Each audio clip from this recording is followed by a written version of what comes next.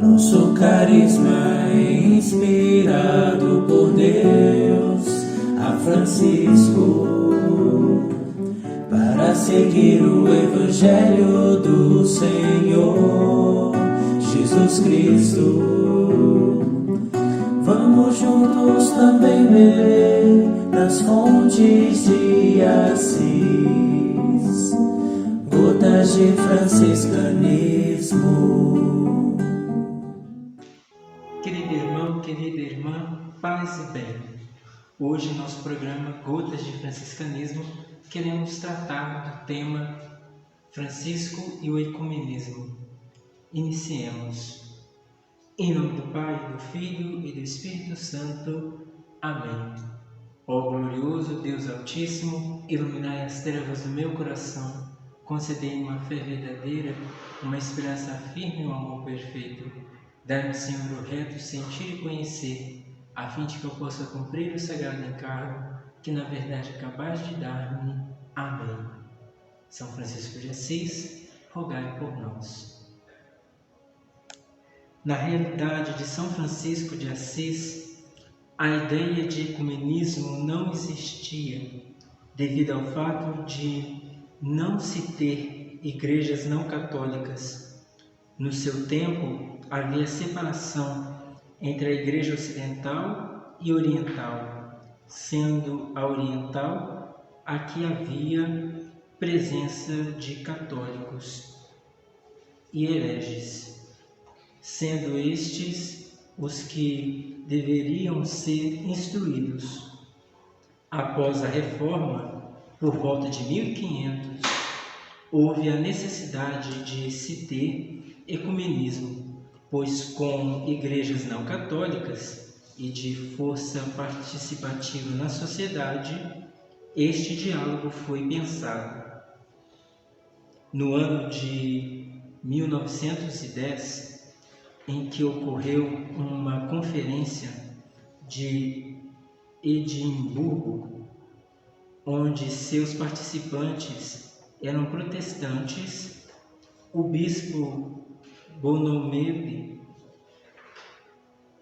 ao ver a conclusão, escreveu uma carta dizendo ver a possibilidade de um terreno comum e as bases de antigas discussões para uma promoção da unidade de todos os que creem no Cristo.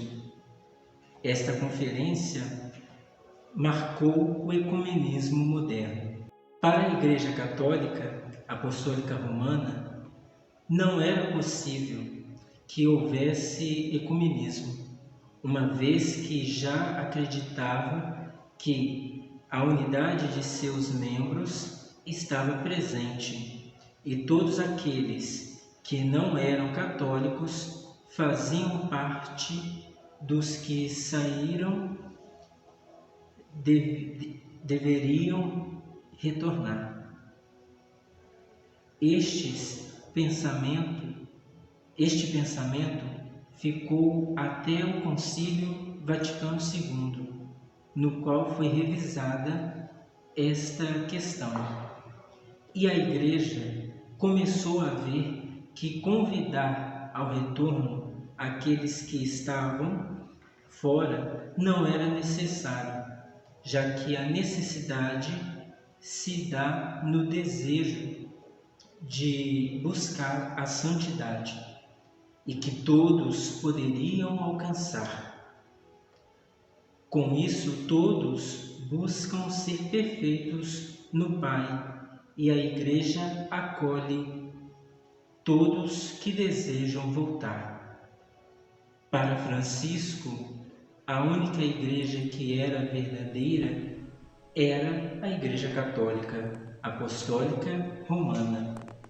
Em sua regra pede aos ministros a obediência filial ao Papa Inocêncio e aos seus sucessores, regra não bulada, e adverte aos irmãos que se Se se afastar da vida de um bom católico, seja por ações ou falas, e se o mesmo não quiser mudar, seja expulso. Regra não ambulada, capítulo 19, 1, 2. Francisco, como vemos, é católico e não é diferente quando vai ao encontro com os muçulmanos e entra na tenda do sultão. Ele, com sua convicção, é capaz de fazer este diálogo.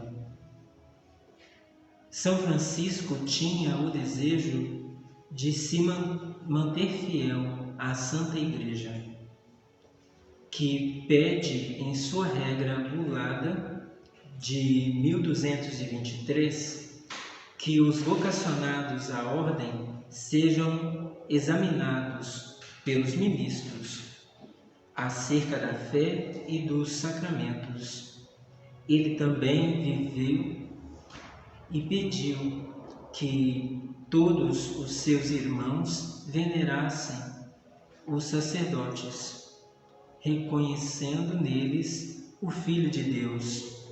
Francisco sabia que o povo e o clero precisavam mudar algumas posturas, e ele sempre pediu aos frades que fossem exemplo, seja para com o povo ou o clero.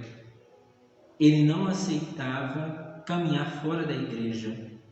Sabia que era importante a reforma da igreja em seu tempo, mas isso nunca foi motivo de sair ou afastar. Contudo, ele sempre quis estar sobre a direção da igreja.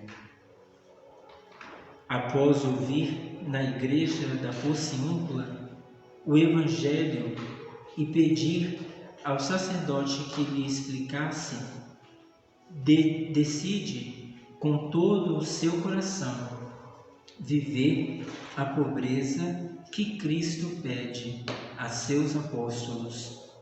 Francisco lembra-nos que é necessário a vivência com Cristo para depois se falar de unidade. Francisco combateu tanto a ignorância e o poder, tanto que no seu testamento fala que ensinou aos frades a terem a unidade e a santa pobreza. A humildade de São Francisco leva-o a dizer que é o Cristo quem vai conduzir, evitando assim seu referencial de um bem realizado. Ainda Francisco admira a simplicidade, principalmente a que está no outro.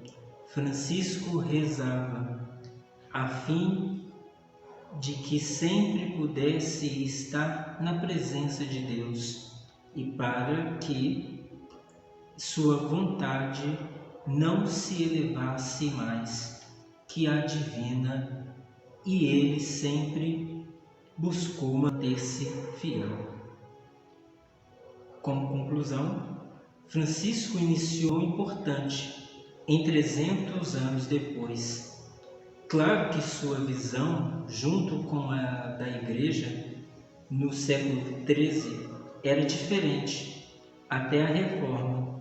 Contudo, ele deu um passo onde talvez muitos não o fariam, mas para ele o importante era ser um exemplo para todos. E claro, sempre buscou manter a fidelidade à Igreja. Glória ao Pai, ao Filho e ao Espírito Santo, como era no princípio, agora e sempre. Amém. Paz e bem.